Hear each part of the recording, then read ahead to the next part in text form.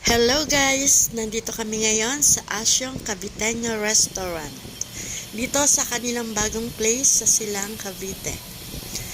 Time for lunch. So, try namin dito sa Asyong. Pasok tayo sa loob.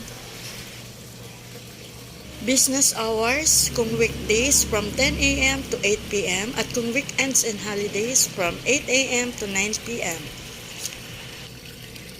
Pasok tayo. Dito po sa loob, maganda, malinis at maluwag. So, ito po.